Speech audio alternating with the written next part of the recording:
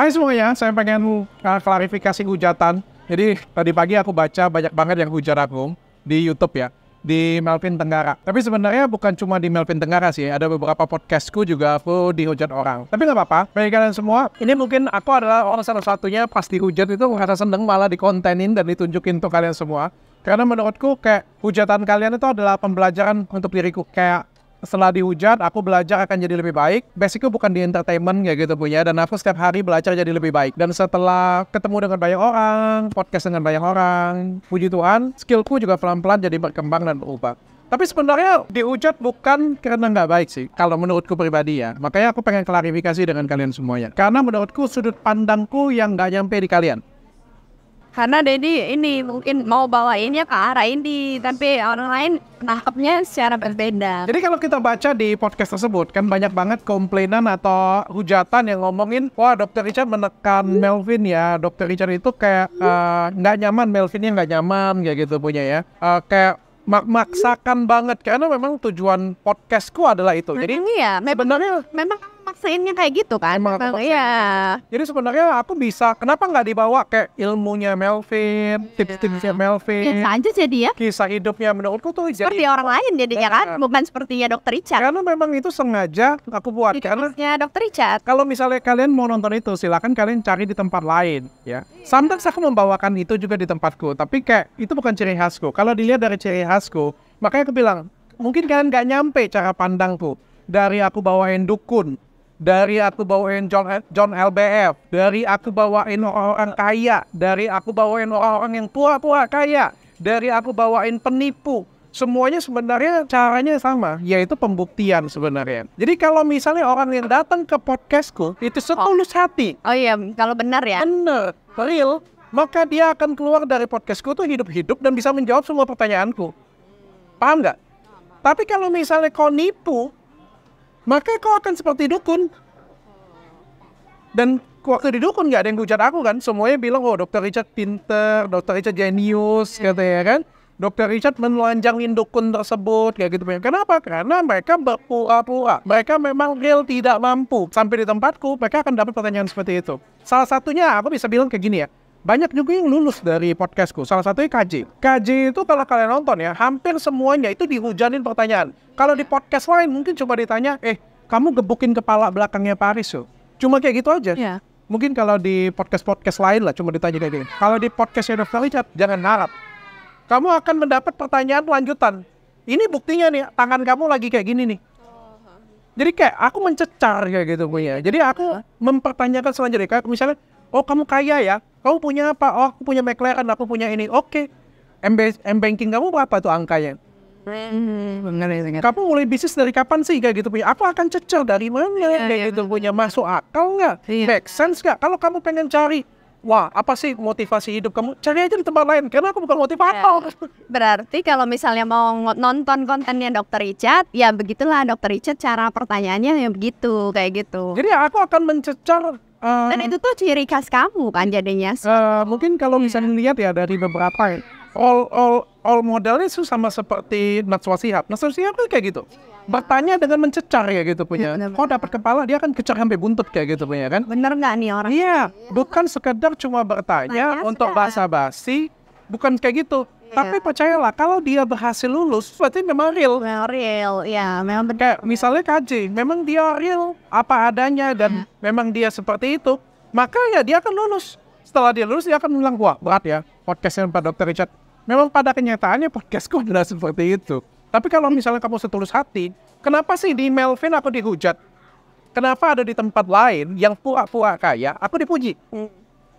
Jawabannya cuma satu. Itu podcast itu bagiku adalah pertarungan. Kalau aku bisa menelanjangin dia, pada kenyataannya Melvin itu pura-pura kaya, contohnya dianya itu tidak real. Tidak real ya. Maka Melvin yang akan dihujat, aku yang akan dipuji. Bentar. Tapi kalau misalnya memang dia real, maka aku yang akan dihujat. Ya. Padahal sebenarnya pertanyaanku adalah pertanyaan netizen. Iya sebenarnya. Pertanyaanku adalah pertanyaan kalian semua ya. Penasaran nggak? Jangan lihat misalnya kayak gini ya. Aku tuh penasaran kayak gitu, kan? Pamer mobil-mobil terus kok kayak gitu punya. Usahanya dari mana sih? Usahanya dari mana sih? Itu kan pertanyaan kalian yang aku sampaikan secara nggak langsung, panjangan tangan kalian kayak gitu punya. Coba karena dia bisa jawab, So, yang nggak nyampe tadi cara pemikiran di aku akan menghujat aku kayak gitu Bu ya. Tapi bagi kalian semua yang mungkin setelah nonton ini akan jadi lebih nyampe kayak gitu Bu ya. Kalian akan paham, oh, memang semua pertanyaanku disetting untuk itu. Iya. Dan akan membawa manfaat untuk kalian. Salah satu contoh lagi ya. Ini ada satu cewek hijab tapi seksi. Jilbabs lah kita ngomong kayak gitu Bu ya. Mungkin kalau di tempat lain cuma bertanya, wah kamu kok pakai jilbab seksi kayak gini ya. Cuma kayak gitu. Kalau di tempatku kalian jangan harap bisa mendapatkan pertanyaan hanya seperti itu. Itu bukan Dr. Richard banget. Pertanyaanku akan ada awal, tengah, akhir. Aku akan bertanya dulu, menurutmu cewek pakai hijab itu kenapa sih? Tujuannya apa? Umum. Kamu kenapa pakai hijab? Kamu niruin siapa? Kamu baca komentar nggak? Setelah ini, baru pertanyaanku, kamu sadar nggak kamu pakai hijab tapi kamu kok kelihatan bentukan badan jilbabs? Berarti serem dong ke podcastnya Dedi. Bintang tamunya takut. Tapi kan akan lebih berkualitas. Iya. Tapi kalau misalnya dia bisa jawab, dia akan berkualitas dan dipuji-puji orang juga. Kayak gitu, itu solution. Gini loh Bu, Win-win solution. aku tidak cari uang dari YouTube. Mungkin berbeda dengan beberapa YouTuber lain di luar sana yang mencari nafkah dari AdSense, dari YouTube. Sampai detik ini, aku pun nggak pernah ngeliat AdSense-ku ada berapa ya gitu. Jadi kayak aku pengen buat karya aja. Maksudnya nggak apa-apa lah viewers kita dikit, tapi pokoknya yang konten kita berkualitas kayak gitu ya. Buatnya, seperti itu kan? Jadi bagiku tuh yang penting adalah kualitas mereka dapat. Dan mereka juga yang datang ke situ. Ada ya, keluar dari sana ini adalah pembuktianku. Aku lulus. Ada beberapa orang lah kayak Melvin Tenggara menurutku itu lulus. Hebat dong, ya. KJ juga menurutku lulus. Satu lagi yang menurutku juga seperti itu ya. Yang di 2 menit pertama aku merubah cara berpikirku adalah Dennis Lim. Dennis Lim juga loh. Tapi setelah ngobrol dengan dia, wah. Mereka punya cara pemikirannya luar biasa. Kayak gitu. Aku tiba-tiba jadi merubah gayaku kayak gitu punya. Mungkin kamu juga banyak belajar kan dari Tapi aku juga banyak belajar. Aku juga banyak belajar. Membuat kita juga belajar kan. Guys terakhir juga aku bawa ini dengan cara yang salah. Tapi setiap hari aku jadi belajar. Nah kalau kalian ngomong, kok Dr. Richard jadi ngurusin gosip, kok Dr. Richard jadi kayak entertainment, kok Dr. Richard jadi dokter podcast kayak gitu ya. Kenapa seperti itu? Aku akan jawab ya. Jadi sebagai seorang dokter, aku sudah banyak pencapaian dan sudah cukup pencapaianku semuanya. Aku pernah jadi dokter yang nggak selesai ngerjain pasien. Aku pernah dinobatkan jadi salah satu dokter yang ngerjain filler terbaik, ngerjain benang terbaik. Aku pernah dapetin juga sebagai dokter ya, dokter yang paling menginspirasi tahun 2019 dan tahun 2022. Itu juga dapatnya satu dari Ibu Menteri, ditandatangani oleh Ibu Puan. Yang kedua dikasih barengan dengan Bapak Menteri Erick Thohir. Aku juga pernah jadi pembicara internasional juga dan sederet prestasi individuku yang lain. Jadi secara individu sebagai seorang dokter, aku sudah mendapatkan banyak hal. Sebagai seorang pebisnis, aku juga sudah mendapatkan banyak prestasi. Klinikku, salah satu klinik terbaik, diakui CNBC, itu TV yang nggak main-main dong, afiliasi dengan TV di luar negeri. Bukan TV lokal yang bisa dibeli. Klinikku juga pernah dapat beberapa penghargaan juga. Jadi, sebagai seorang dokter dan sebagai seorang pebisnis, aku sudah cukup banyak dapat penghargaan. Dan aku pengen lebih bermanfaat, lebih melebar lagi, lebih bermanfaat. Dan aku pengen masuk ke dunia entertain. Kenapa? Di sini edukasi jadi lebih luas. Iya, sebenarnya kalau yang kemarin ini pencapaian untuk diri kamu sendiri kan. Berarti kalau yang nanti kelebarnya harusnya bermanfaat untuk masyarakat. Lebih luas lagi bermanfaatnya. Kalau ini kayak lebih bermanfaat Diri sendiri. untuk yang jerawatan, untuk yang flek, untuk yang pengen jadi lebih muda. Tapi aku lebih pengen bermanfaat kayak rumah tangga orang. Beberapa isu yang kamu angkat kayak gitu. Dengan cara pemikiranku yang berbeda. Karena kamu kan ada wadah yang bisa digunakan, platformnya itu ada kayak gitu. Aku pengen merubah wanita menjadi wanita yang lebih cerdas. Bukan cuma wanita yang cantik, pengen jadi lebih cerdas. Aku juga pengen merubah orang menjadi pengusaha.